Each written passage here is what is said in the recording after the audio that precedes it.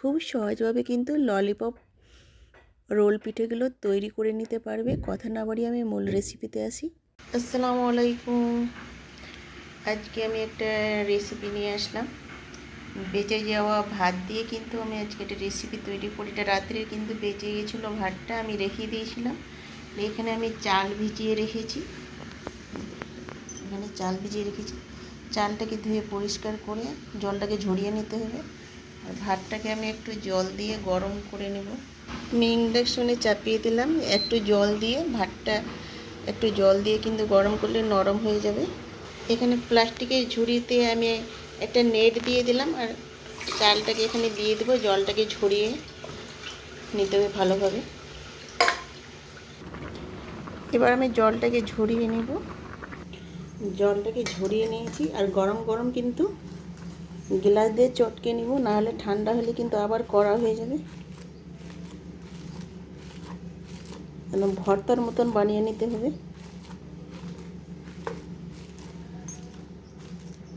দেখো ভালোভাবে কিন্তু চটকে নিয়েছি আর ভর্তার মতো কিন্তু হয়ে গেছে, দেখেই বোঝা যাচ্ছে। আমি লবণ দিয়ে দিব, হলুদ গুঁড়ো দিয়ে দিব, লঙ্কা গুঁড়ো দিয়ে দিব। এটা 12 মিশালি মশলা তৈরি করা আছে, ওটা দিয়ে দিব। এবার ভালোভাবে কিন্তু মিক্সড করে নেব। ভালোভাবে কিন্তু মিক্সড করে নিয়েছি। দেখো এইভাবে কিন্তু মুঠিয়ার মতো করে নেব। দেখো এইভাবে কিন্তু করে নিতে হবে।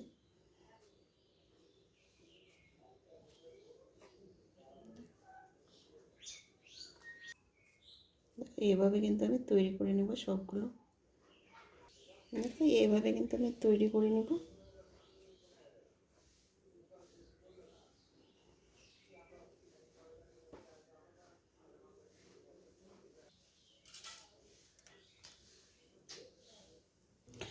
এখানে কিন্তু আমার 6টা তৈরি হয়ে গেছে। এই চালটা কিন্তু আমি জলটা ঝরিয়ে শুকিয়ে নিয়েছি। দেখো চালের গায়ে একটুও জল নেই, দেখে বোঝা যাচ্ছে বন্ধুরা। এটা এক সাইডে রেখে দেব। এখানে আমি আটা নিয়েছি, যে আটা রুটি খাই ওই আটা। একটু জল দিয়ে দিলাম, একটু বেটার তৈরি করে নেব। খুব ঘন না, খুব পাতলাও না। একটু ফুড কালার দিয়ে দেব।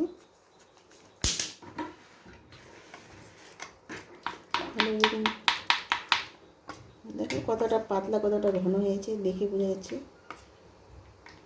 দেখো পেটারটা কিন্তু আমার তৈরি হয়ে গেছে, কালারটা কিন্তু সুন্দর হয়েছে। এটা এক সাইডে রেখে দেব।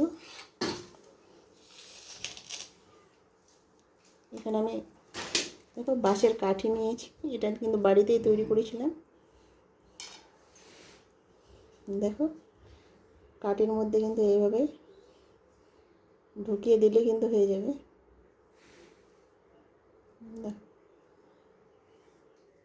একটু এভাবে কিন্তু চাপ দিয়ে দিব, রোলের শেপে কিন্তু হয়ে যাবে। এটা রোলও বলা যায়, ললিপপও বলা যায়, আর পিঠাও বলা যায়, যেটাই বলতে পারেন। দেখো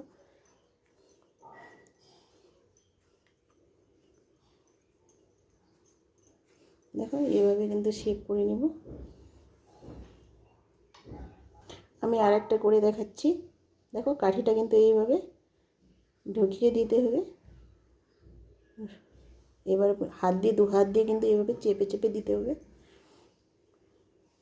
দেখো এইভাবে চেপে দিলে কিন্তু রোলের শেপে হয়ে যাবে। রোল, পিঠে, ললিপপ যেটাই বলতে পারেন। কিন্তু ভাত দিয়ে কিন্তু আমার নষ্ট হলো না ভাতটা। আমি একটা তৈরি করে নেব, বাচ্চারা চেটে পুটে কিন্তু খেয়ে নেবে। দেখো, আর কাউকে কোনো গেস্ট আসলে খাওয়ালে পরে কিন্তু কেউ বুঝতেই পারবে না যে এটা ভাত দিয়ে করেছে। দেখো দেখো এইভাবে কিন্তু আমি সবগুলো করে নেব।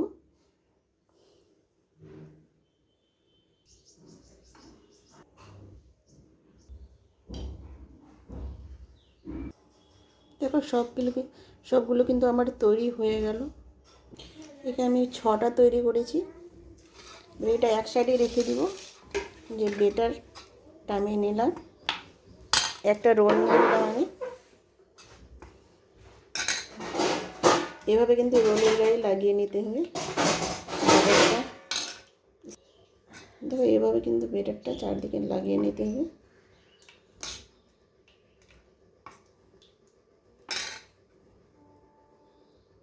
দেখো লাগানো হয়ে গেছে। এখানে যে আমি চালটা নিয়েছি চালের মধ্যে দিয়ে দেব, দিয়ে কিন্তু ভালোভাবে লাগিয়ে নিতে হবে।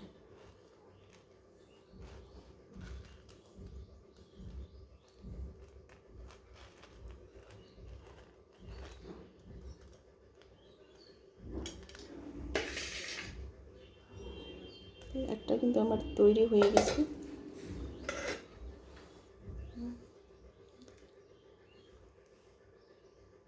আমি আর একটা নিয়ে নিলাম, বেটার লাগিয়ে নিতে হবে এইভাবে।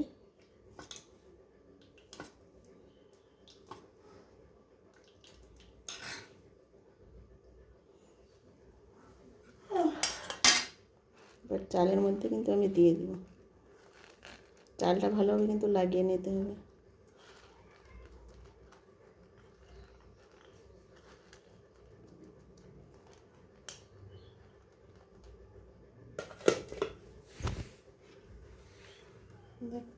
আমার কিন্তু দুটো তৈরি হয়ে গেছে।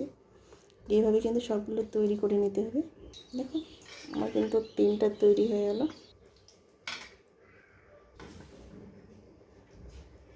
দেখো সবগুলো কিন্তু আমার তৈরি হয়ে গেছে। গ্যাসে কড়াই চাপিয়ে দিব।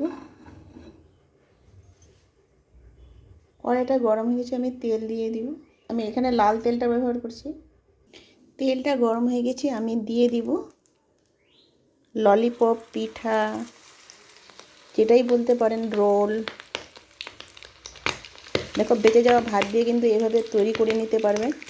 ভাতটাকে নষ্ট না করে বাচ্চারা কিন্তু চেটে পুটে খেয়ে নেবে। একটু জালটাকে কমিয়ে কিন্তু ভাজতে হবে, না হলে পরে হবে না। দেখো এইভাবে কিন্তু আমি হাত দিয়ে উল্টে দেব। সুন্দরভাবে কিন্তু উল্টে দিলাম।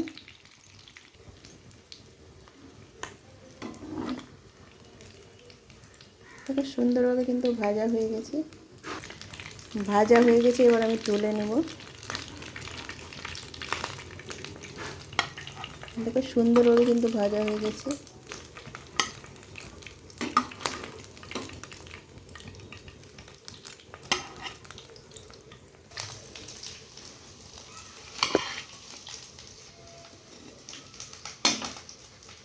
দেখো সবগুলো পিঠে কিন্তু তৈরি হয়ে গেছে।